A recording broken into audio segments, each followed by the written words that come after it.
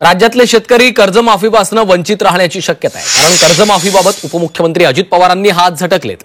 दौंडमधल्या सभेत बोलताना त्यांनी आपण कधीही शेतकरी कर्जमाफीचं आश्वासन दिलं नसल्याचं म्हटलंय।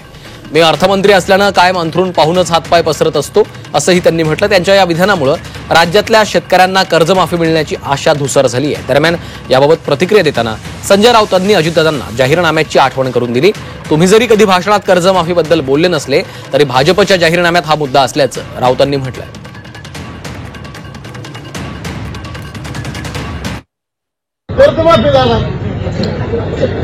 माझ्या भाषणात कधी तुम्ही ऐकलं नव्हतं? मला मी जेवढी भाषणं केली तुला एक माहिती का, अंथरून बघून हातपाय पसरायचे राज्याचा गाडा आपल्याकडे, आपण दोघं नंतर बसून तुला मी माझी परिस्थिती सांगतो, मग तू मला तुझा सल्ला दे आणि मग त्याच्यातनं काही जमत असेल तर करू, आपण करायला कमी नाही पडणार। त्यांचा भाषणात केला नसला तरी भारतीय जनता पक्षाच्या जाहीरनाम्यात त्याचा उल्लेख आहे।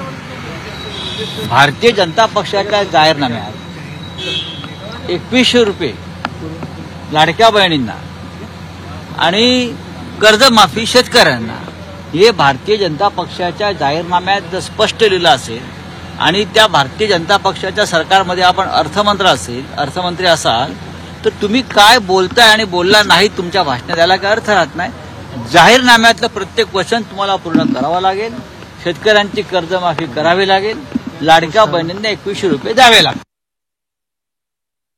आमची तर मागणी आहे। मला असं वाटतं की देवेंद्र फडणवीसजी जे आज राज्याचे मुख्यमंत्री आहेत त्यांच्या एका भाषणात तुमच्या सगळ्यांच्याच चॅनलवर मी पाहिलं होतं की आम्ही 7/12 कोरा करू, कर्ज माफी करू, असं देवेंद्रजीच त्यांच्या भाषणात आणि भारतीय जनता पक्षाची ती लाईन आहे। त्याच्यामुळे याचं उत्तर माननीय मुख्यमंत्र्यांना आपल्याला द्यायला लागेल की त्यांच्या सरकारचं काय धोरण आहे।